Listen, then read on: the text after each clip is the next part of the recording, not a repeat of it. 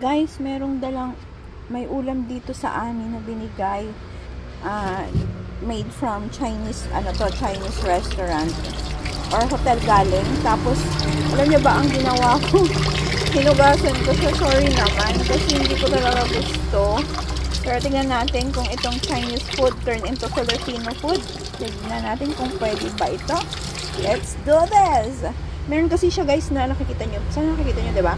Meron siyang labong Wala ako ng hot water para bandian natin. Hindi siya masyadong masebo. Pero tignan nyo naman. Kamusta nito? Good luck naman sa ating mga fats. Cholesterol and everything. Ang daming taba. Let's see. Guys, ang daming bird. Ayun sila. Ang lalaki. Ayan, nagliliparan pa.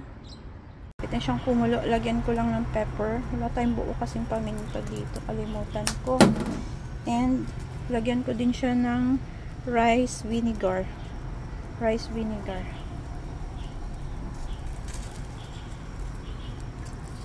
Bayan, may sealed pa ba? Gasan din na. Oops. Oh, yun lang dami. So, yun guys. After na kumulo ng mga 5 to 10 minutes or less than 10 minutes ata, mga 8 minutes. Papatayin ko na siya and i-wash off ko na siya ulit. Kasi maraming ating vinegar na lalagay at parang meron pa rin konti akong naaamoy nung fermented na labong. Tapos ko nang hiwain yung kanyang mga sangkap, sibuyas, bawang at saka luya lang po. Tapos ito na yung kanyang laman. Sineperate ko, tingnan nyo naman kung gaano kadaming taba. Parang hinuhugasan ko pa lang siya, nauumay na ako eh. Tsaka hindi na kami sanay ni asawa kumain kasi baboy guys, matagal na kaming hindi kumakain ng baboy. Init na yung ating pan. Maglagay na tayo ng konting mantika. Ayan. Try ko nga kung pwede po yung gawing mantika yung taba. Kasi iba pa rin yung lasa, diba? Ay, pwede naman. Kahit nahugasan na siyang bongga-bongga. So, pwede na po natin ilagay yung ating luya. Yung lakas ng apoy na natin. And then garlic.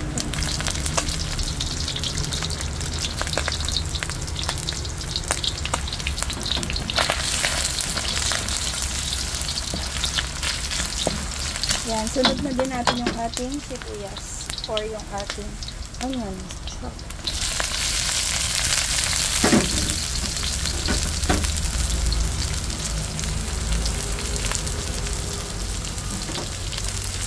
Brown lang natin siya ng bahagya guys kasi sobrang lambot naman nung boys. Sigod pa si asawa, hindi niya alam na nirecook ko yung kanyang food. Lagay yung ating pork. Ito siya. Ay, may tubig lang. Bisa lang natin siya ng bahagya. Diba? Wala na siyang taba. Meron pa naman konti. Ayan. Pangit din naman yung sobrang walang-wala. Parang ang dry nun, diba? Ayan. Ang dami nung natira dun guys. Yung mga tinanggal ko na makakapal na taba. Bibigay ko na lang yung kay Nene. Kasi Chinese naman siya. Chinese food yun. So, i-brown ko lang siya ng bagya. Guys, lagyan na natin ng lagyan na natin ng silver swan. Siyempre, Pinoy style. Para maging Pinoy ang lasa.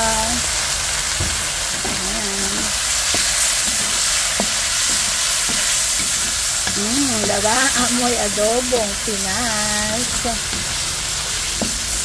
And that's it. Good to go. So, ayan na siya guys. Wala na siya nung amoy ng fermented na bamboo shoot or labong. Hintayin ko yung ating ulam. Ito, bigay na natin tong mga taba-ching-ching. Kay Ming-Ming. Chinese kasi yan siya guys. Kaya I'm sure kakainin niya yan. O, diba? Ang daming ating pinatuyong adobo.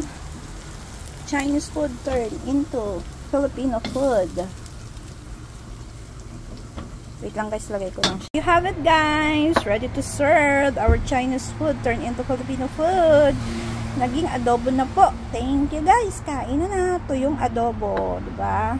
Na tayo. Ito yung ulam namin tira kagabi. Kita nyo na po ba yan sa ating vlog? Yung pang pitaka di peligro. At yung ating Chinese food turn into Filipino food. Patitikim na natin kay Papa. Tulala pa si natutulala pa si Papa sa lamig, guys. Tikman natin, guys. Pwede na kaya. Masarap yan. Tinanggal ko yung mga taba pa. Binigay ko kay Mingming. Adobo to eh. Meron pa rin yung konti. Sarap. Sarap na, guys. Pero wala na yung labong kanina, guys. Kain po tayo.